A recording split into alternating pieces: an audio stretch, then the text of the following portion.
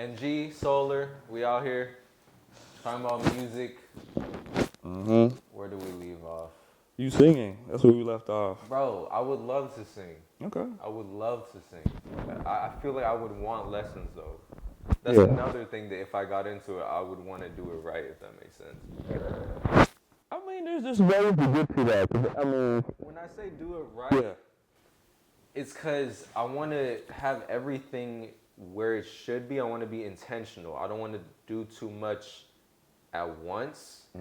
I know I can, but I feel like that was a problem before because, so like I said, I started producing at 14, rapping at 16. Then I tried singing at 18 and I was like making different genres and trying to like fuse genres, which is amazing. Yeah. That's like what I love. But where I was coming from, it's like, it was kind of like, oh, I could do that. Yeah, I could do that too.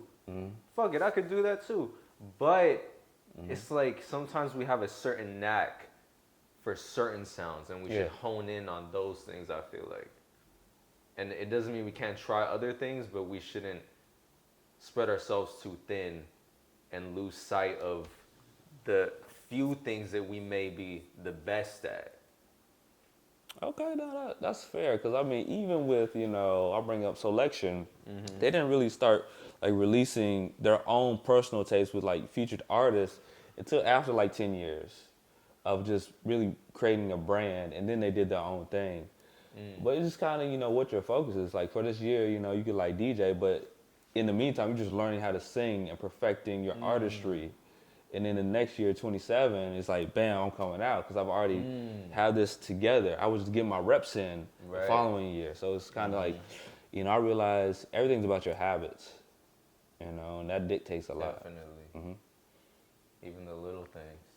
Yeah, man, you know what I'm saying? So you could just, you can always test the waters, throw out a song or something like that, just see the feedback.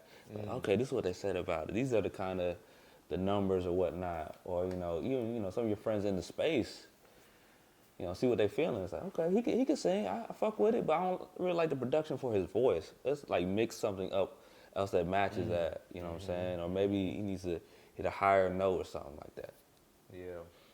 And I feel like I have high standards for myself. Like I've freestyled on my Instagram story, both rapping and singing. Yeah. Freestyling. And I've gotten a few responses like, oh, he can sing or whatever. But in my mind, I'm like, nah. Like, because the people that I admire are like so good, bro. Okay. Like I'm thinking, well, now my mind went to production. Yeah. My favorite R&B producer, or one of them at least, would be Babyface. Because his discography goes so deep. Yeah. Face. And he's made a lot of hits. Yeah. And at the same time, he has a very signature sound to his production. That's why I admire. That's what I admire so much about it. Yeah. Is that it's like true to him, and at the same time, everyone's rocking with it. That's true. That's true. Okay. I feel similarly about Tim and Bob. They produced "Slow Down" by Bobby Valentino. Yeah. Everyone loves that joint, and for good reason. And at the same time, the production is unique. It's like an Asiatic beat. If I'm not mistaken, they actually sampled a song from a Chinese movie. Okay. Like from a Chinese soundtrack. Okay, yeah, that makes sense. And they turned it into that. Okay. Facts. They turned it into a fire-ass R&B joint. That's crazy to me. No, that is insane. I mean, yeah, man. It's like, I guess, where you want to draw your inspiration from. For example, you create a tape. It's like, what's the theme? You know what I'm saying? And that theme's going to help with the direction of production. Or it's like, what's the story I want to tell? You know what I'm saying? Within 3 to 5 songs. You know what I'm saying? Just to test the water to see, like, can I put, a project together that makes some kind of sense? Because, I mean, in Houston, a lot of people are willing and able to just work with other people and collaborate. Really, if you put yourself out there. And I've been meaning to put together like a songwriters like boot camp. For real? Yeah, just to get people together. I mean, I may not have the talent, but I know the people. You know what I'm saying? It's just sometimes you need someone to help facilitate that. And then the rest is history, Grammys. That's my mindset. You know what I'm saying? I want the best. Let's run that back. There we go. No problem, man. No problem. But yeah, Grammy night, because even in terms of like my filmmaking, like I want my soundtracks to be Grammy worthy or be in that conversation. Grammy or Oscar? Because we're talking about film now. I mean soundtracks. Soundtracks, you know what I'm saying, can be Grammy nominated. Like Black Panther was Grammy nominated. You know what I'm saying? Yeah. So that's what I'm trying to do at all levels. You know what I'm saying? Whether it be the Oscars, the Grammys, I'm trying to be in the conversation at least. You know, that's kind of how I see things. And like Houston, there's a lot of underground artists that are very talented. What's her name? Lauren Harris. She's a great R&B singer. Shantae, Aaron Page, Dende, and Ken the Man. So it's a lot of talent here. Just kind of like how do we facilitate collaboration? Because that's what Atlanta has. It's just collaboration more so instead of isolation. I like that. You know Peyton? Oh yeah. Yeah. Facts. It's cool. It's cool how her and Steve Lacy and I forget who else, but it's like a whole collective of people that start out together. That in itself is a concept too that I love, and that's like more or less what you're getting at. Yeah. Having a community of artists and having us build together, right? Absolutely, yes. Definitely. And I went to a listening party in Houston for a new album. It was great. Whose album? Peyton. Oh, for real? Yeah, for sure. Like her latest? Yeah, her latest album. That was Off the Record? It was at Sandman Studio. That's like a music studio? Or like a venue or both? It's a multi-purpose event space. So they do photo shoots, music videos, hostings, and I want to say Seth, the owner, also I guess owns Bald Kitty, which is like adjacent to there. So he's he's on his business, and I look up to him because he's doing a lot for the city. But yeah, man. It's the same owner for that whole like complex where Bald Kitty is at? I want to say so. Yeah. Which includes Bald Kitty, Sandman Studios. Yeah. And what else? I want to say that's it. I have to do more research, But yeah, he's, been a pillar in the community for just, creating spaces and places for people to create and just, collaborate. And I want to say the reading room, if I'm not mistaken, which is basically like a library of sorts and an art space where they have different, paintings in that space. But yeah.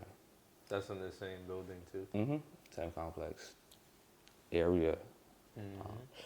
But yeah, man. You know what I'm saying? They stopped doing the healing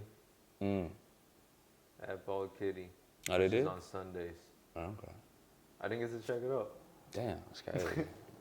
I don't know how long it's been going on, but I was meaning to check it out, and they posted that they're not doing it no more. Well, maybe they're taking a break. So they're starting a new party. So they're like promoting a new party on that last post on the healing on the Instagram for it. Okay, gotcha. So I think it's like a new concept. So we'll see. Oh, facts. Shouts out St. Chris. Indeed. The biggest. Great DJ. I love his sets, his blends, and the transitions. And just how we, sets the energy level throughout it, you know what I'm saying? It's really a vibe. I like that. The energy level. It's like waves, You gotta get them moving and then give them breathing space. Yeah. So they can move again after. That's true. It's like a wave. It's like a pattern, Yeah. That's like something you gotta play with in a way where it's like you gotta take responsibility in a way. Yeah. As a DJ. Of moving the crowd, how you move the crowd. Yeah, no, definitely. You're curating the space. Shouts out Neighbors. Shouts out Blake, giving me the opportunity for my first gig out here in Houston. You know what I'm saying? That was back in December, I think. And then my next one, I'll be at Room 808 last Saturday of February for a soulful house, deep house party called Exposure. Shouts out to DJ Nimbus for hooking up the opportunity there. Indeed. Hey, man, go listen to Soular. DJ sets amazing.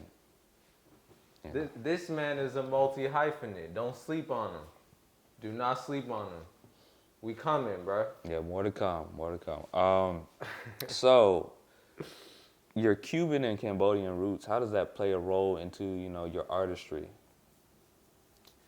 Man, that's something I'm figuring out, to this day, because it's like my parents wanted me to just be American, to be honest. Like, they wasn't really showing me my roots like that. Gotcha. But me, myself, I wanted to get in touch with my roots more so. Gotcha. For that reason, like, when I was 18, bro, and I first got my own lump sum of money from working, just at Safeway. Yeah. You know what I'm saying? I just saved up some money. I'm like, you know what? I'm going to go to Miami, where my peoples are at, on my dad's side. Because growing up, I didn't really get to see him like that. Facts. And I felt the calling to kind of rekindle that relationship with them. So I feel like being there, and I ended up living there for a couple of years, made me feel closer to my Cuban roots. Okay. For sure. Gotcha. Yeah. Okay. So did you learn any Spanish? I'm just curious. Nah. Okay. Claro que sí. Un poquito. Okay, just a little bit. Little bit. I should know it, I feel like. And it's not too late. Yeah.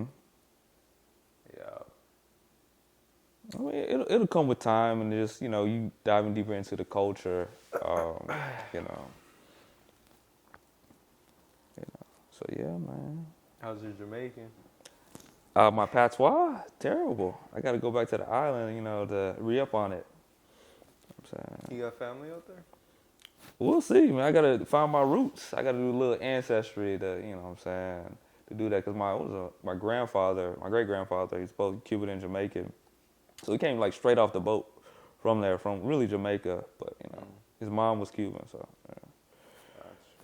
So, yeah, I mean, we'll see. I got to do the ancestry, Hopefully don't Talking about the test. Yeah, the test. I want to do that, too. Test. Find the lineage, do the, see the tree of your family tree in terms of the people that you're related to and all that. That's why you said we'll see, because it literally tells you where in the world family would be who are in that database somehow. I'm trying to think, if they didn't take the test, how are they found? I guess distant relatives, And probably, I don't know how they got the data, the information, but they have it. You know what I'm saying? It's interesting how the world works. But yeah, okay. And will you add any Latin influences into your sets in the future? I want to get more into Latin house. Okay. For sure. And I think of Louis Vega. He's Puerto Rican, but he has some really good house music too. Okay. It's like that OG house sound with a Latin twist, which I fuck with too. Gotcha. Okay. Should I not be cussing or? You can cuss. Okay. I'll put a duck sound, but you know what I'm saying? Or a dolphin, whichever one comes first. But yeah, okay, that's dope. So we got to get to the business of it all. Dream Crates. How did that come about? So I had the name Dream Crates since 2024 or 2023, if I'm not mistaken. Okay. I just had the name. That's it. I had it written down in my phone notes. I knew that I wanted to make it something. Okay. So that's why I wrote it down. I didn't know what it would be exactly. In the beginning, I was thinking it would be like a label. Okay. To have the homies on that produce. But then it evolved into what it is now, which is the weekly DJ sets. And yeah, it's like one of my passion projects for sure. Music, to answer the question what music means to me, part of it is therapy Okay. and escapism in a healthy way. That's not as real.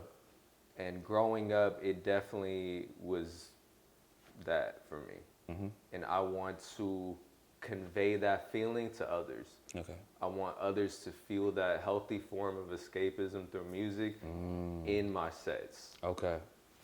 And to feel like they can heal through music. The frequency, man. The frequency. I see what you're saying. Absolutely.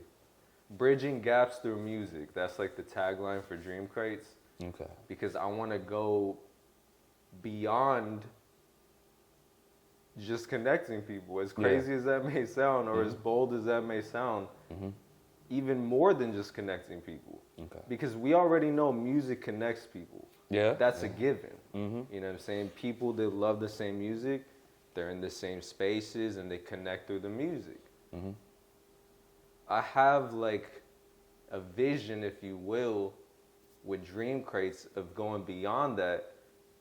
Not just connecting people, but helping people connect with themselves too through music.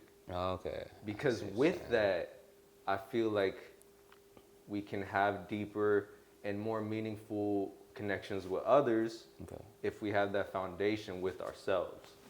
And music has helped me reach that. Okay, it's a certain freeness. Okay, I like that. I like that. Dream Crates. Okay, so in terms of business, is this more like a hobby or is this actual like business with a structure and I guess a plan more so? Yeah, it's like I'm learning as I go, you know. It's like I think I would get like a LLC for this in the future. But it's like I just wanted to start with what I have. And I think if people have an idea for whatever kind of creative avenue, you should just start it. You know what I'm saying? You should just start it, like for real. Yeah. With Dream Crates, I only got my iPhone and a GoPro with those first few sets on YouTube. I'm like, okay, just because I don't got the best Sony or the best Canon camera doesn't mean I can't start what I'm trying to do, because it doesn't feel right to let that idea just sit in my mind.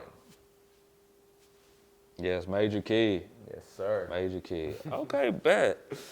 So how did you, I guess, develop these relationships with the DJs like, what is it, Jay Silva, you know, what was it, Chanelli Chan, if I'm not mistaken? You know, how did you build those relationships to enable them to be on, you know, Dream Crates?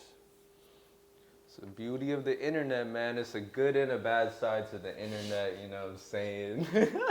Indeed. It's meant for connection, right? Yeah. These are meant for connection. This is real connection, though. This is real connection. This is a simulated version of connection. Yeah. With that being said, you know, we got to limit our use of it, I think. But that doesn't mean that there's not a lot of opportunity of real connections that can come from it. Yeah. So I say that to say I've connected with plenty of artists and DJs through Instagram. You know what I'm saying? Jay Silva being one of them. Yeah. Shouts out to Jay Silva. We connected on Instagram initially through having similar tastes in music. Funny enough, she's from Orlando. Hey, shout out to Florida. Shout out Florida. Used to live in Miami. Fort Myers, Florida myself. Yes, sir. Yeah. Yeah, man. So we connected on Instagram initially, and she saw the vision, which I'm very appreciative of. Shouts out everyone that supports Dream Crates. You know what I'm saying? All my day ones, I'ma remember y'all. We at like 150 something subscribers now on YouTube. You know what I'm saying? I'ma remember everyone in these early days. I swear. I peep it. I know y'all see me. I peep it. Watch out. We coming. Hey, we coming. Short film. Oh, yeah, indeed. Mixed signals. Coming soon. Coming soon. Scored by Soular, written by MG. Let's go. Facts. Okay. So Instagram was the way that you met Jay Silva. Just chopped it up. Okay. Went from Instagram to texting. Mm-hmm. Talking about DJing. Kind of thing where it's like, I got your back, you got mine. Okay. I could get you gigs in California, Mm-hmm. vice versa with Florida. You know what I'm saying? Just making connections where it's like, it's reciprocal, you know? Mm-hmm. It's a shared vision of artistry and music and wanting to build together with it. Okay, no, that makes perfect sense, man. That's perfect sense. So I know you're on episode 15. So what's gonna happen in 16? Can you give us any details about it? I'm not gonna lie, I'm forgetting what episode we on. 15. 15 was me and Jay Silva? Oh no, that episode I'm not sure. I'd have to think about that. I'm gonna have to check real quick. But the last one that was uploaded was 15. Go ahead, check. Cause I got footage to catch up on too. I got like 4 dreams in the making right now. Let's go. But let's see. I want to say it's like episode like 9 or 6. So I was on 13 with Okay. Jay Silva. 13. The last one was 15. Mm-hmm. So 16 is next, man. 16, let me see in my phone notes real quick. Exclusives. Oh, hey, I could let y'all know. It ties into what I was saying earlier. Shouts out DJ Nimbus, Mm-hmm. OG house DJ, bringing soulful house and deep house to Houston. Dream 16, I think that's the next one. Yeah, Dream 16 will be DJ Nimbus at room 808. He let me film that set. It was a really dope night. I got 5 hours of footage to edit. 5. Mm-hmm. Dream 16, DJ Nimbus, coming soon. Indeed. Okay. Dope, man. I mean, with all this talent, you plan to do like a compilation tape or a mixtape of sorts with the DJs, or just figure out like some artists you guys want from, you know, Houston or California, but hey, let's just put together a compilation tape, see what happens. Compilation tape of mixes? Of mixes and artists, because I mean, you were kind of in a way you already produce. You know, you hear the sounds, you know what people want to hear. You know, come together with some, you know, some artists, you know what I'm saying, some MCs, you know, see where it goes. That would be cool. Mm-hmm. And I definitely want to make more edits, like R&B edits. Yeah. And it'd be cool to have like a compilation of artists, like DJ producers in Houston, Yeah. on the same project. Yeah, you know what I'm saying? That'd be interesting, you know what I'm saying? If you want artists to come through, I'm pretty sure they'll come through too, because, you know what I'm saying, DJs hear the sounds of the streets, you know what I'm saying, or, you know, the people and the dances, and so, you know what I'm saying, they know what's hot. You got the ear for it. Appreciate it, man. Absolutely. You got the vision. Hey, man, something light, not too bad, you know? But yeah, you know, and so if you were to have a label, who would be the artist on your label? Damn, that's a great question. Yeah. Is this like completely open-ended? It's open, man. I say if you had a label, Dream Crate's the label. So I would, it's funny, I would say Devin Morrison for one. Okay. Funny enough, he has his movement that's called Dream Soul, which Okay. already sounds synonymous with Dream Crates. Yeah. Also, Sean Dream, you know what I'm saying? Mm-hmm. Dream Crates, hey, let's work, man. Let's work. And then you're now exclusive Rose Gold Conversations. Yes, sir. Soular. But yeah, man. Okay. So those two people. Okay. Because I think the fact that they have movements and his name already is like synonymous, and the music taste is similar, I feel like we'd work well together. Okay, gosh. So I'm unfamiliar with it. Are they like DJs, producers? What's the range? Say it again? Are they like, what's the range of their artistry more so? In the, Of them two? yeah. So Devin Morrison is an R&B singer, producer. Okay. He makes other kind of music too, but R&B is like his forte. Okay. And he has like a certain sound that pulls from, if I'm not mistaken, like video game influence too. Okay, I can like see that. retro Yeah. 90s video game soundtrack influence mixed with smooth jazz and R&B, Okay. and that's kind of his production. And he calls it Dream Soul. Okay. And it's a really cool sound. Gotcha. Dreamy, obviously. It's got like it's got that sound. I think it might be the Roland. I'm not sure the exact keyboard, but what you probably heard in the Neptunes production Yeah. and or Babyface production. Okay. Okay. It's like Roland and Yamaha had a couple keyboards. I forget the exact name, but Yeah. it had like a real nice synth, I think. So, like a certain airiness or echo. What's the texture? Like an airy, dreamy, Okay. bubbly kind of synth. Okay. Dang. And I'm trying to think like what's a good example of a song that has that. Any song from the Neptunes? Or Pharrell? A lot of Rhodes too. I love Rhodes. Okay. Gotcha. Or I mean, you said Babyface. I'm trying to think any of his ballads. Someone to Love. Okay. John B and Babyface. Dang. Okay, that's a good one. That has probably like 2 electric keyboards in it. Yeah. That's more or less the sound that I think is kind of similar to what Devin Morrison is doing. Okay, gotcha. All right. And then Sean Dream is a DJ producer out of Dallas. Okay. Shouts out to Sean Dream and Love Ave, you know what I'm saying? They made Soul which is like kudoodle, if I'm not mistaken, that's an African music genre that has like a certain kind of percussion to it. Okay. They combined that with R&B and called it Soul Doodle. Okay, that's different. So it's like R&B music that it's still that, slow quality with like double time percussion on top of it. Okay, gotcha. So it's still retaining the original feel of the R&B tracks, and at the same time, now you can kind of dance to it in a new way. Facts. And I really fuck with that. I peep the innovation when it comes to music. Because growing up, digging for so much music, it's like I gravitated towards stuff that kind of surprised me. Like, oh, this is different. This is new. This is innovative. Yeah. What is this? Like, jazz fusion, another Facts. Even, what is it, Bossa Nova? Yes. And it's funny, I find myself really enjoying niche genres like that. Bossa Nova is a good example.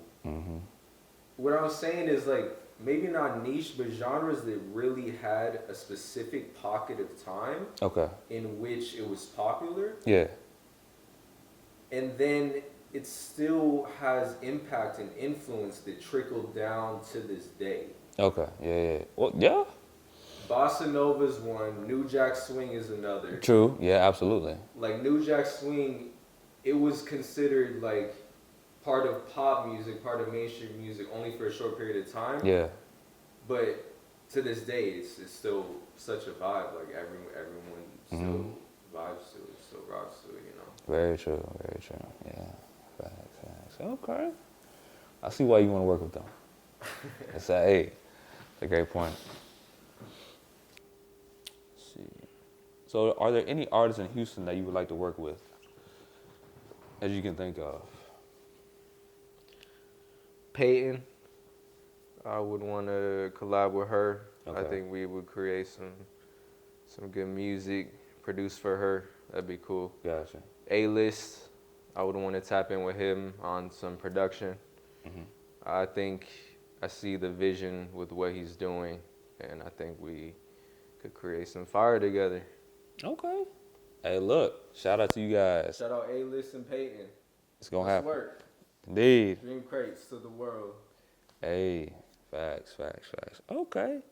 So, you want to sing, you already rap, you already DJ. So, will you have like a DJ, like your own solo DJ tape or mix? Or will that be the next Dream Crate after 16? So, the next 4 or 5 dreams on Dream Crates, I'm featuring other DJs. Sometime soon after that, I'll get back to being the one on the mixes because I do really want to share my taste with the world as well. So stay tuned for that. Okay. Got you. So is there any other thing coming up from you in terms of projects or collaborations? Or just strictly Dream Crates? I would say stay tuned with Dream Crates and with Soular in its own entity regarding more production, more solo releases as well. Okay, bet. Let's see, what else? What other? Let's I want to take this. Oh,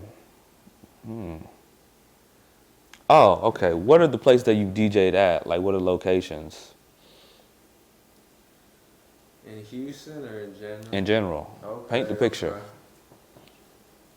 Shouts out Mr. Mahjong's out in San Francisco.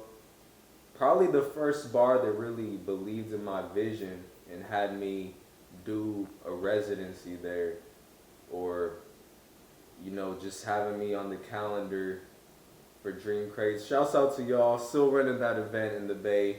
If you're in the Bay, go to Mr. Mahjong's, one of the coolest bars in San Francisco. Catch Dream Crates, catch Silk and Suits. Do that. Okay. Now bring it back to film and cinema.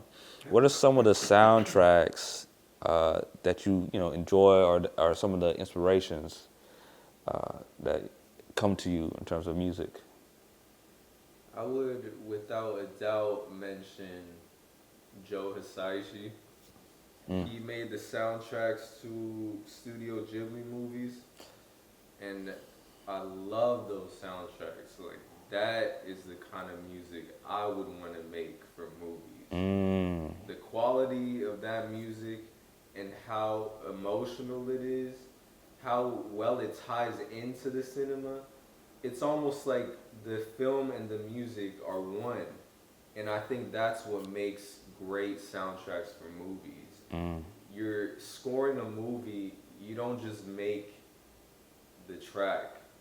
You see what's going on at that exact point in the movie, and you try to communicate that and emphasize that through sound, which I think is a really important job for movie scorers and composers. No, I totally agree with you. I mean, yeah, it's, it all has to be cohesive in terms of being like a body of work that, is, together. That's dope, man. Studio Ghibli. What's your favorite film from Ghibli?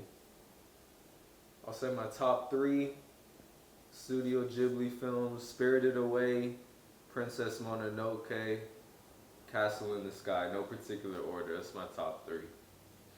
Yeah, you hear it now. It's top 3. I mean, honestly, I would say those. I'm trying to think of any other.